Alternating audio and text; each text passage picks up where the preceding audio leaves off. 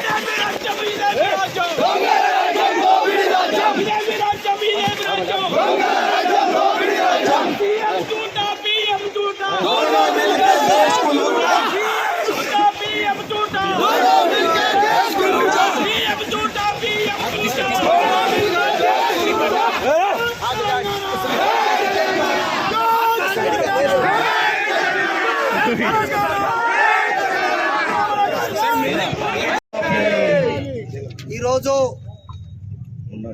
వేలా mandal head quarter లో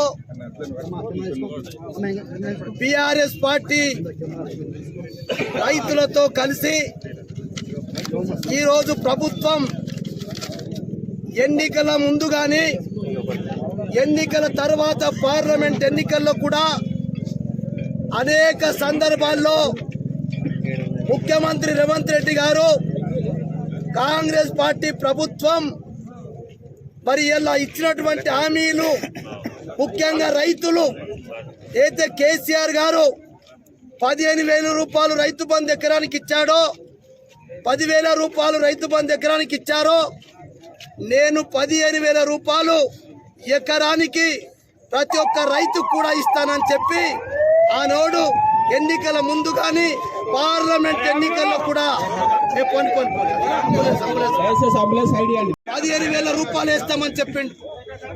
2 లక్షల లోపు ఉన్నటువంటి రుణాలన్నీ కూడా కుటుంబంతో సంబంధం లేకుండా రేషన్ కార్డుతో సంబంధం లేకుండా కొన్ని ప్రతిపక్ష పార్టీలు అనవసరంగా రాద్ధాంతం చేస్తూ ఉన్నాయి. కుటుంబము నిర్ధారణ కొరకే రేషన్ కార్డు అని చెప్పారు.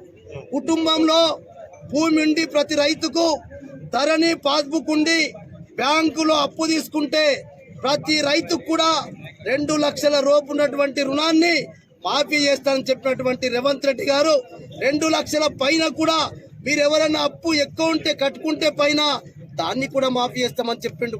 నేను ఇలా ఆదిలాబాద్ జిల్లాలోనే 1,20,000 మంది రైతులు బ్యాంకులో అప్పు తీసుకున్నారు. కానీ 60,000 మంది రైతులకే ఈరోజు మరి రుణమాఫీ అయింది 2 లక్షల లోపు. ఇంకా 60,000 మంది ఉన్నారు. కాబట్టి నేను రైతులతో విజ్ఞప్తి చేస్తా ఉన్నా, ఇటు రైతు బంధు కానీ రైతు ఏదైతే రుణమాఫీ కానీ రెండుటి విషయంలో రేవంత్ రెడ్డి గారు పెద్ద మోసం చేసి 6 గ్యారంటీలు ఇలా 4,000 రూపాయల పెన్షన్ అయినా వికలాంగులకు 6,000 పెన్షన్ అయినా ఈరోజు కళ్యాణ లక్ష్మికి తులం బంగారం ఇస్తానని చెప్పిండు. 200 కరెంటు మరి అయితే ఉచితంగా ఇస్తామని చెప్పిండు. గ్యాస్ సిలిండర్ ఫ్రీ లేదు, 200 యూనిట్లకు కరెంటు ఫ్రీ లేదు. ఈ రకంగా స్కూటీలు కానీ నిరుద్యోగ యువతి యువకులకు వృత్తి కూడా ఇస్తానని చెప్పిండు సంవత్సరానికి, అది కూడా లేదు. చదువుకునే విద్యార్థులకు 10వ తరగతికి ఇంత 25,000, ఇంటర్మీడియట్ పాస్ అయితే 50,000, డిగ్రీ పాస్ అయితే 1,00,000 రూపాయలు పీజీ చేస్తే ఈ రకంగా ఇస్తామని చెప్పిండు. ఇలా